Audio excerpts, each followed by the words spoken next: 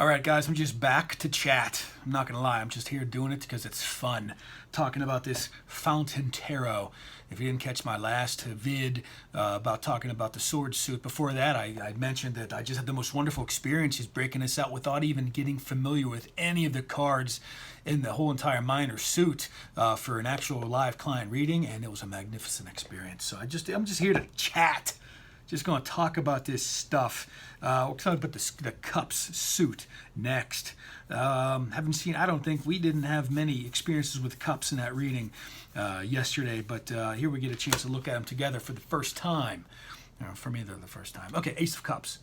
I love how they use just like crystal shit. I mean, that's really, if you're painting glass like that, you got some skills. You know, how many things of water are coming out of that cup? 1, 2, 3, 4, 5, 6, 7. All right, well, 7's a magical number.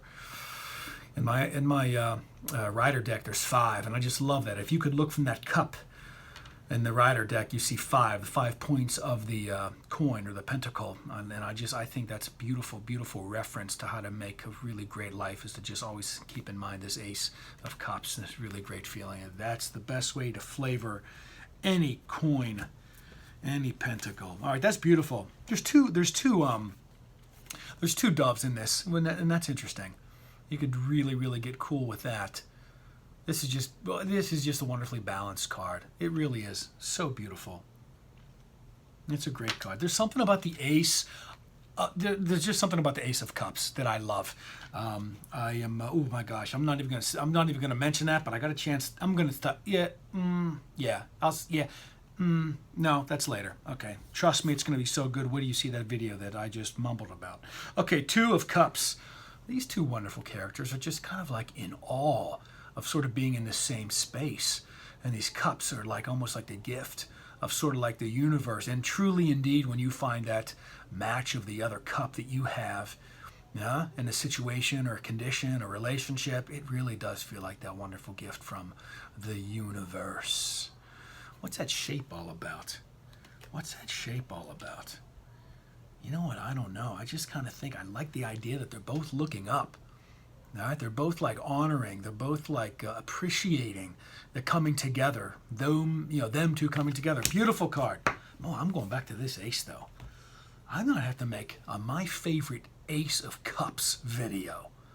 I may have to do my favorite Ace of Cups. I'm always drawn to the Ace of Cups. All right, 3 of Cups. Ah, beautiful, beautiful and simple, gorgeous, beautiful and simple. Being held by a right hand, a left hand, and a left hand. If you don't know me, I am huge on right and left-handedness in the tarot. Huge in it. Beautiful, beautiful. It's really just all about the coming together in that card. It's really all about it. 4 of Cups. Oh, look at this great imagery. Look at that cup out of view. Sort of resting on those cubes. How wonderful is that imagery, right? That structure all around you, all lined up, all organized, and you're looking out into it. But you gotta get the perception change, man. This is what I talked about. This is what I talked about in that one in that sword in the last video, where you got to get your vibe up. You got to get your vibe up. You got to be feeling good about another subject so that you have access all around you at any of those other, aspects that you have issues and problems and things you need to come to conclusions about. You got to rise up in one regard or another. That's how I'm envisioning these cubes. Any other topic in your life, you just got to get up on it, and then you have the better view. You got the higher frequency, Einstein knew what the hell he was talking about, man. He's just talking about, how to create your reality, man. I adore that image of the 4 of Cups. 5 of Cups, classic, 3 spilled, 2 that are standing right behind you. But most curious about this card, guys, is that he's sort of crystal clear. It's kind of like a ghost, almost like when you're in this phase, you're not really your true self until you get turned around. Not saying there's anything wrong with that phase. That's just, representing loss. That's cool. A little bit dejected, but that's not your real self. If you want to get trapped into depression, you believe that that's really who you are, then this card turns more solid. You become more of a real in this stage. But I really love and I respect the imagery there about whenever you're in this phase, it's not who you really are. It's that shadow of yourself. Ooh, man. God damn. That's a good card. Oh, how about this is a pretty little card. Nothing like what I've expected from the Six of Cups. Oh, this is so good. I'm not even going to show you guys. Just kidding. Here it is right here. It's like they're all, look at this. Wonderful. Beautiful six energy. Beautiful six energy. Talk about communication, like intimate communication. Good feelings, right? Come on now. Who doesn't love a six? That's another video I got to do. All my favorite Six of Cups. Cups are my favorite suit, man. If I have to pick a favorite suit, it's Cups. It really is, man. The emotions are what flavor everything. And if you can detect, you can project exactly what future you have coming to you, depending on what cup you got working in your vibe. Absolutely. My first thing is I kind of wish this character here, this lovely lady, was a little bit more happy. The idea that there's all these options out there, all these possibilities and potentials. She seems a little bit almost kind of locked up, but there's all right. This artist must have some special meaning for this. I'm not going to go to the book on this. Who needs a book? A lot of people do, I guess, to get started. I guess I would encourage that. But then you let the wild intuition take hold of you with this card.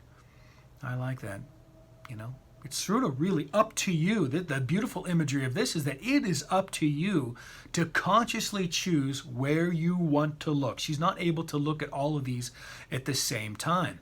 This is that empowered view of tarot that I teach so strongly whenever I have my class, and I'm working on my online class right now.